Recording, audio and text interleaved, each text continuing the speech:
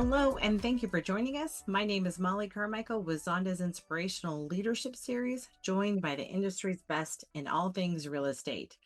These leaders are literally designing our future for many generations to come with new communities, home designs, technology, retail centers, infrastructure, and so much more. This series is about who they are, how they got started, who inspired them, and their journey to the top. So let's get started.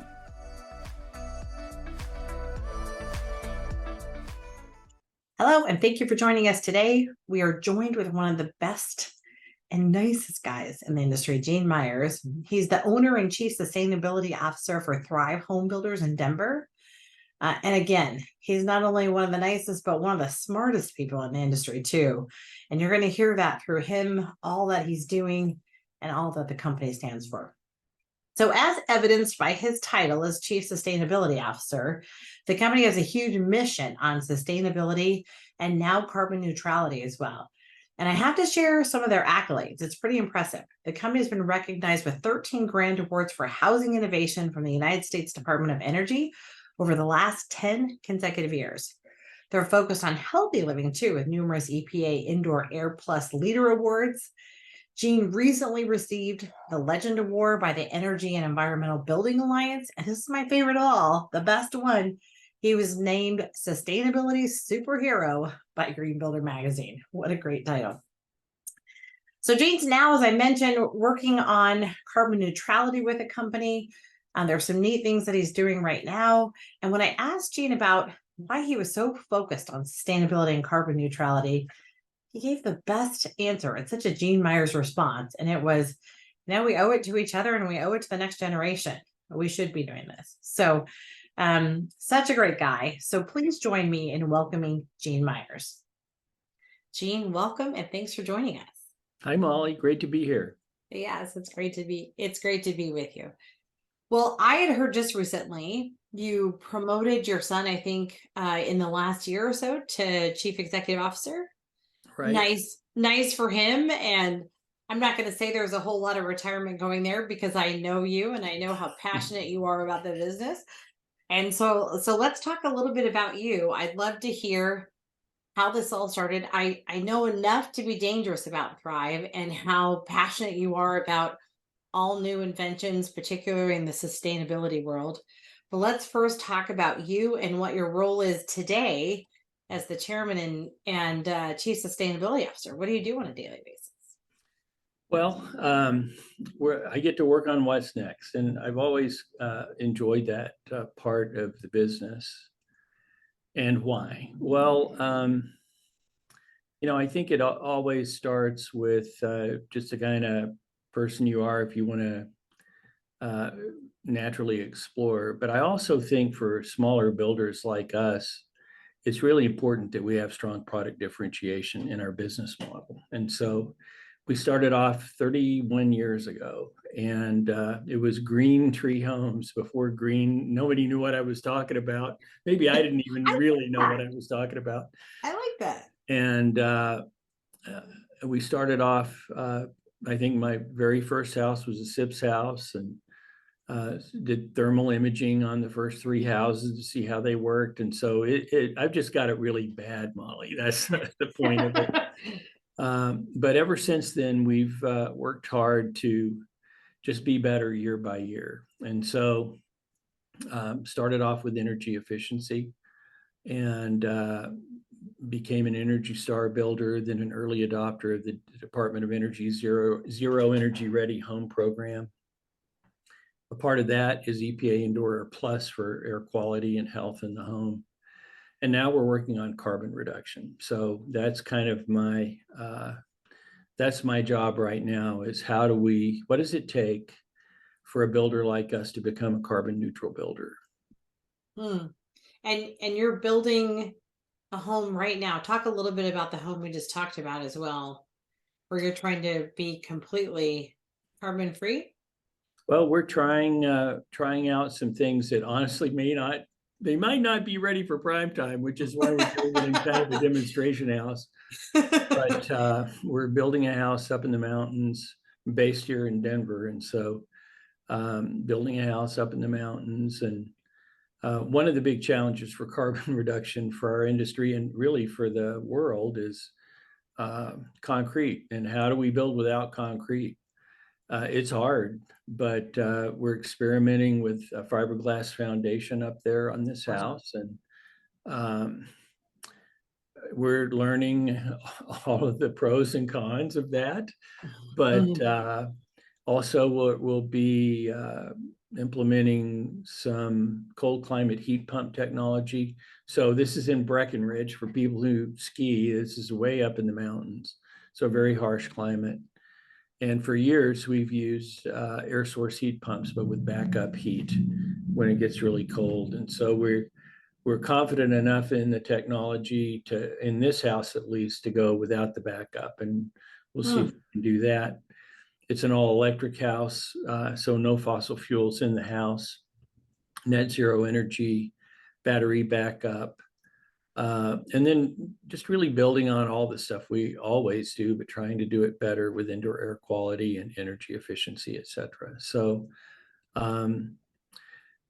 but that's one house. We just launched our very first carbon neutral house to the market. It's a furnished model in a project we have in Fort Collins called Saunders. We think it might be among the first carbon neutral houses available for buyers to buy from a production builder. And our goal is that next year in 2024, that every home we build is carbon neutral and that our company is also carbon neutral. Let me ask you, let me jump in there real quick, and I'm going to ask you the question that I think the builders would ask you, and then I'm also going to ask you a question I think the consumer would ask you. And the first obvious question from the builder perspective, especially all those CFOs out there listening, how much more expensive is it to do this? Well, it's not that much more expensive. It's harder. There's a lot more effort involved because we don't really have a pattern and a way to do it. So we're kind of having to invent our way through some of this. But we're never going to build a house that doesn't have any embodied carbon or for which no carbon emissions happened during the construction of the house. And so we have to buy an offset. And the offset for our first house that we built to get it to carbon neutrality was $1,200. So it's just not crazy expensive. And when you compare to getting to net zero energy, where we could be 20 times that, maybe more, the carbon offset part of it is really not that much more expensive. So let me ask you this from the consumer perspective. Tell me why I want to buy a carbon neutral home. Well, this is maybe the risk in what we're trying to do is the consumer really ready for this? We know our cities are. Every city where we work has a climate action plan. In Denver, you won't be able to heat a house with natural gas in 2024. That's basically tomorrow. Fort Collins, where we build, they have a goal of being carbon neutral by 2030. And so we're new up there, and we come into town and we say, hey, we're new, but we're here to be part of the solution. Come visit our carbon neutral house. So the local governments that regulate us are all in on climate action. And it's our belief that by leading in this way that we become a favored builder. And what does that get us? Well, we hope it gets us credibility in our markets. And then to your point, people do still have to buy them. Sure. So we just wrapped up a week in Denver of really terrible smoke from Canada.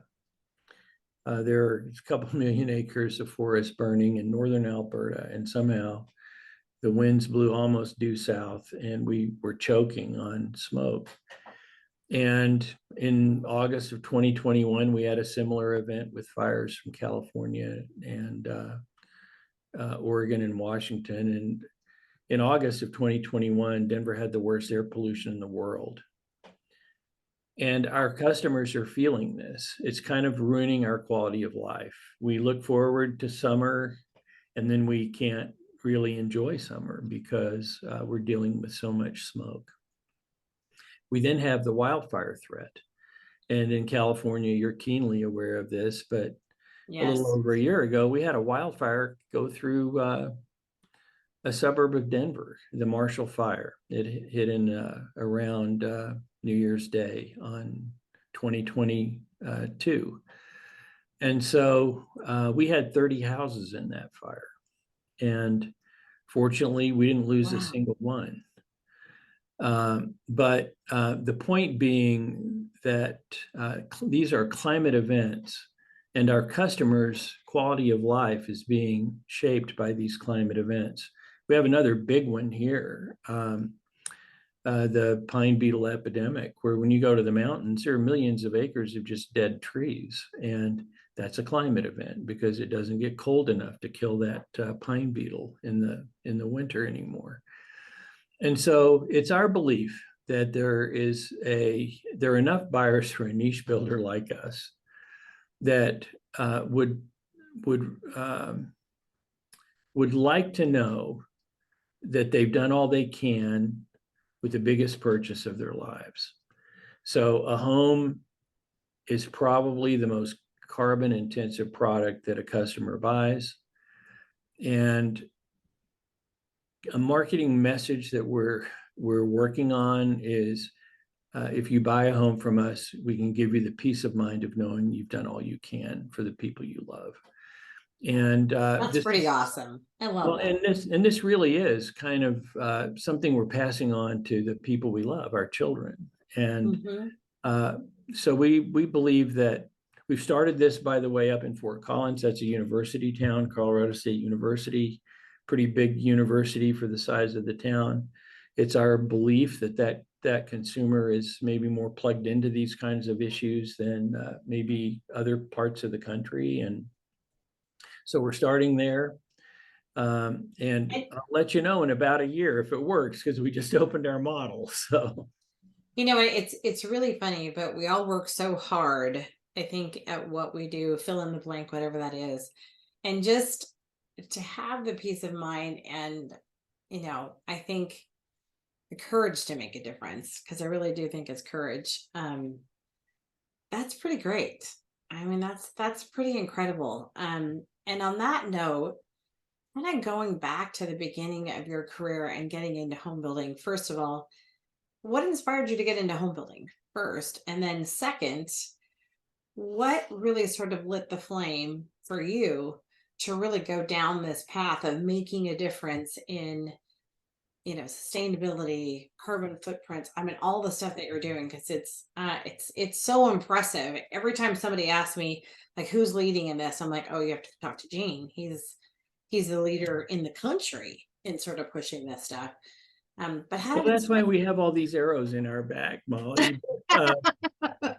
But I started, my education is as a civil engineer, and I went to work for a master plan community developer.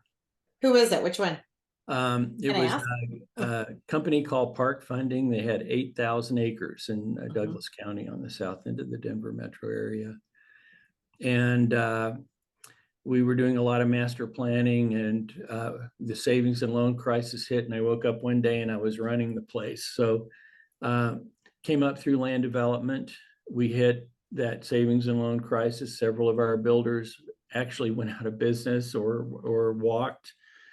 And we were sitting on a lot of finished lots. And so what do? Well, you build them out. And so starting back in the 80s, we started Park Homes, which was an outgrowth of Park Funding. Ultimately sold that to Ingle Homes. I went out on my own in 1992.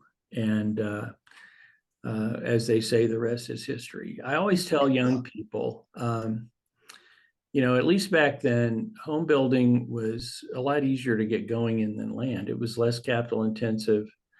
We used to have a thing called community banks that you could walk down the street and pick up a loan for a couple of houses. And I financed the beginning of the company with a second mortgage on my house. And Wow. never missed a payroll for anyone but me. And the wife was supportive. That's nice. And I remember in the early days, I did a lot of consulting for other builders, just on land primarily, just because my own company almost couldn't afford to send my kids to school. So, but that's the way startup is, right? And Sure. I'm probably no different than anyone else who started their own business. If I'd known how hard it was going to be, maybe I wouldn't have done it. So ignorance is often an ally.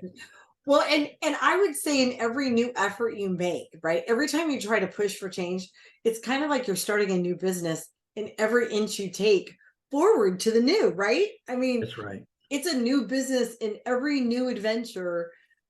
So there's definitely the thrill of that new business that's keeping you in it, Gene. So Well, and then, I think we talked about this a little before the call. I always tell fellow small builders that I think the riskiest thing you can do is to be just like everybody else. oh, I couldn't agree more. So we get into a time like this, we were just talking how our preferred lender quoted 7.5% mortgage rates to our customers last Friday.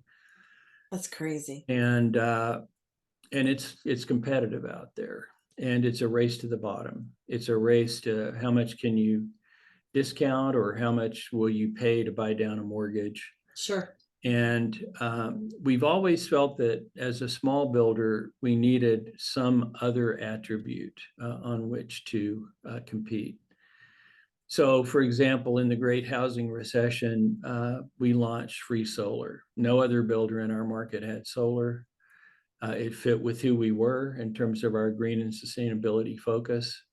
It created that unique selling proposition where not every customer wanted it, but for the ones who did, they really couldn't talk to anybody else.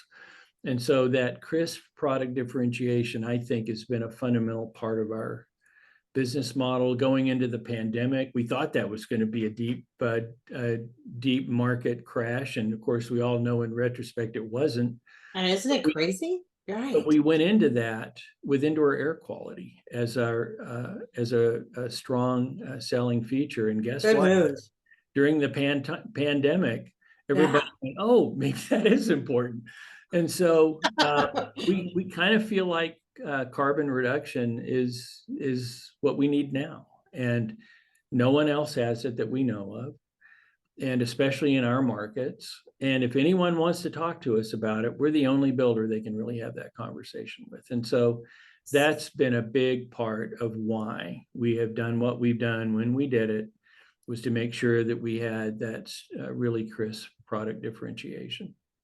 What I think we talked about, so I totally get why it's important for governments. I totally get what you're saying about from a builder perspective, it makes you unique and different. But I'm going to ask the question one more time from a consumer perspective.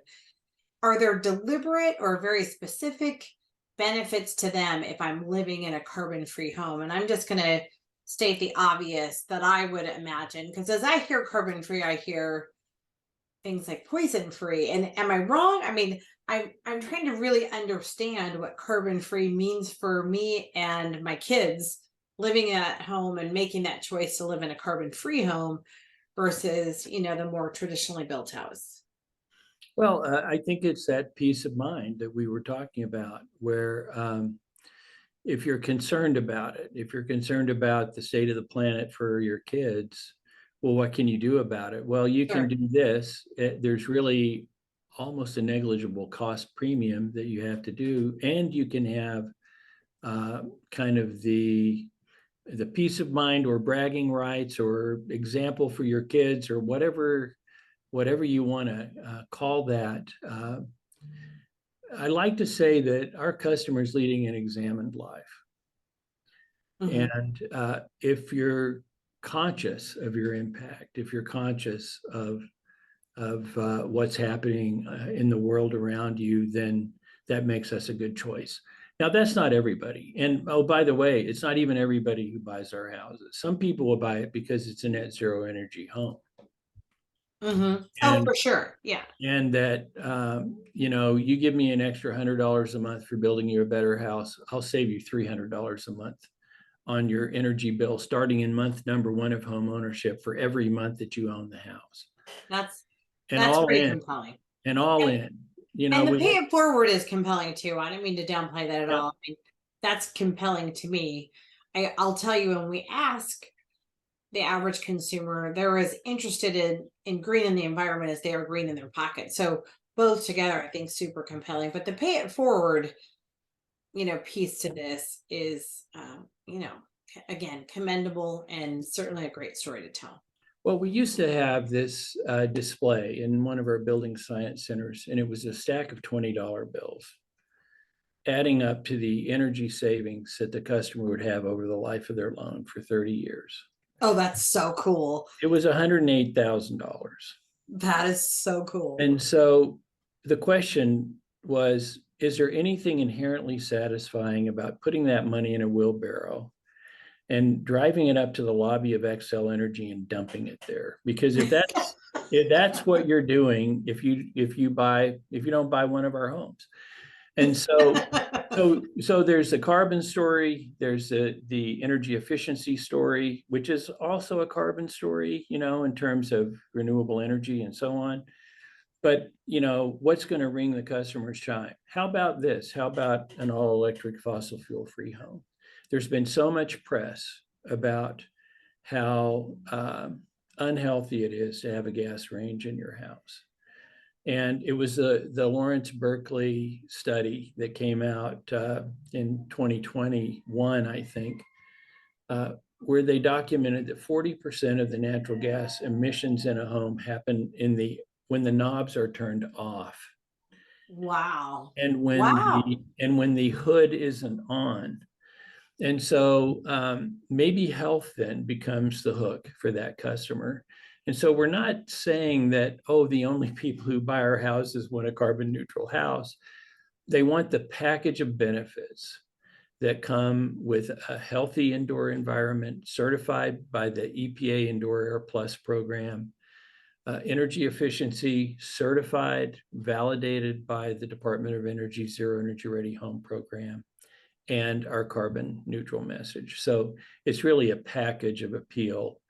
And by the way, you still have to have a beautiful model. You still have to have a functional floor plan. So it's not an either or. And I tell fellow high performance builders, if you build it, they may not come. You've got to make sure that you're competitive at every other level. And so that's what we endeavor to do. So let me ask you this. I'm going to go way back. As you were growing up, was there anything sort of compelling in your, whether it be upbringing or coaching or whatever that was, that really led you to be more of an altruistic focused person? Because I'm telling you, I work with builders all over the country, multiples, and none of them are as compassionate about this category as you are.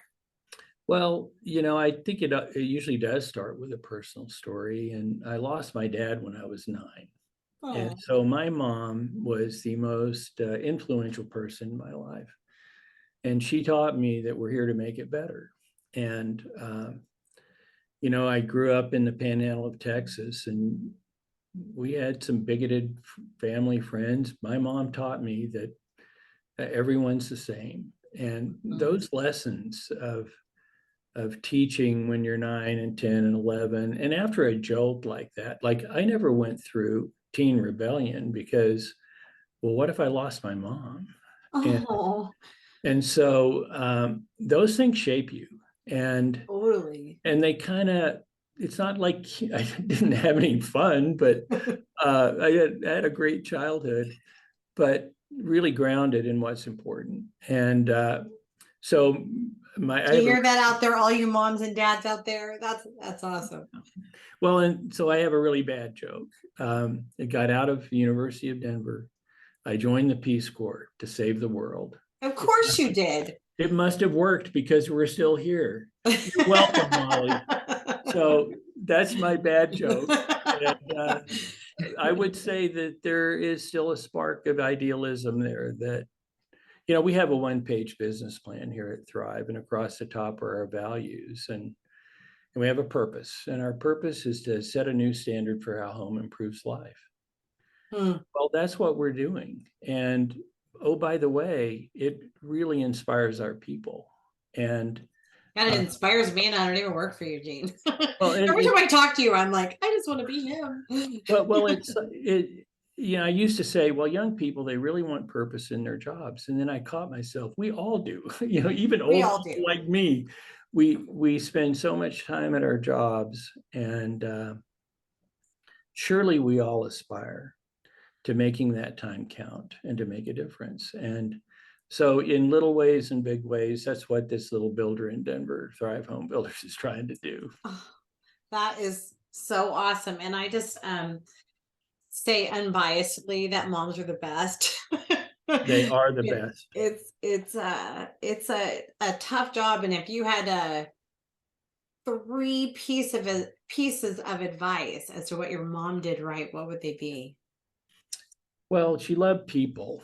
And I think she taught me that in the end, it may look like it's about energy efficiency, but it's about people. And so she loved people. And I think she taught me that. She had a tremendous faith, and she passed that on to me so that you can get through hard times and not kind of become unmoored. And I'll say this about her. It's very true about her. I'm not sure it was something I'd hang my hat on. She talked up a blue streak. And so maybe that taught me to be a little quieter and listen a little bit more. Those are the three things that come to mind. I love that. I love that. That's great. Well, tell me this, when you're not working, Gene, what are you doing? Well, I love to ski. I love the outdoors. I'm so blessed to live in Colorado, and love to backpack.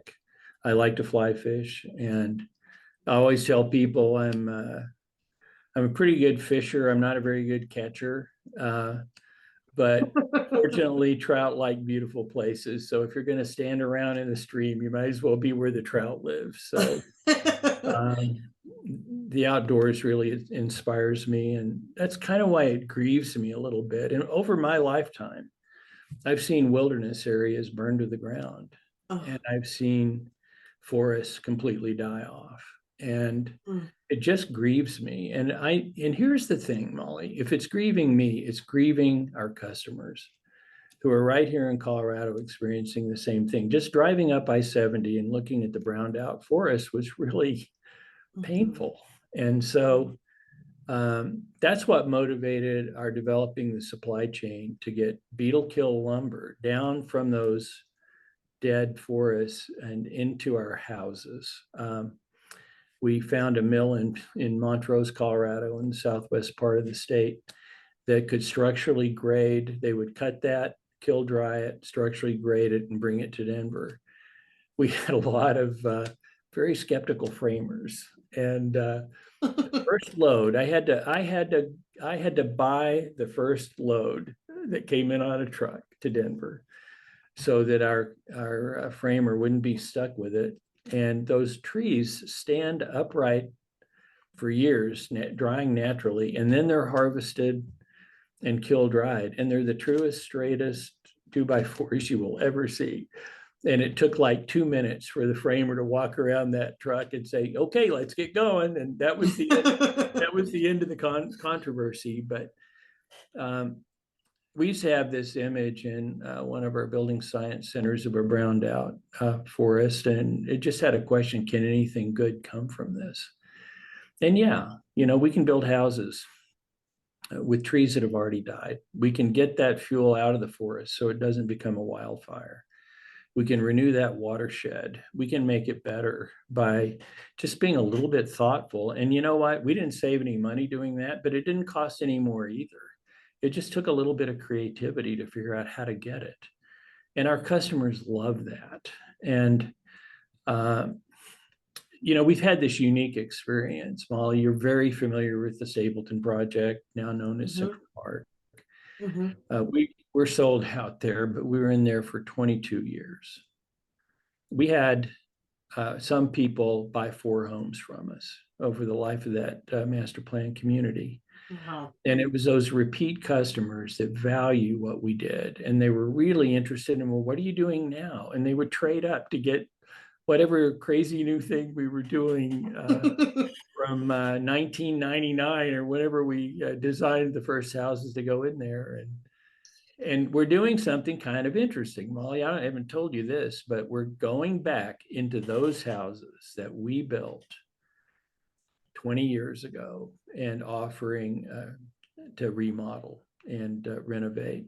Really? We know those houses. We know what's in them. We know how That's to make them brilliant. better. And we built about 2,000 houses in there.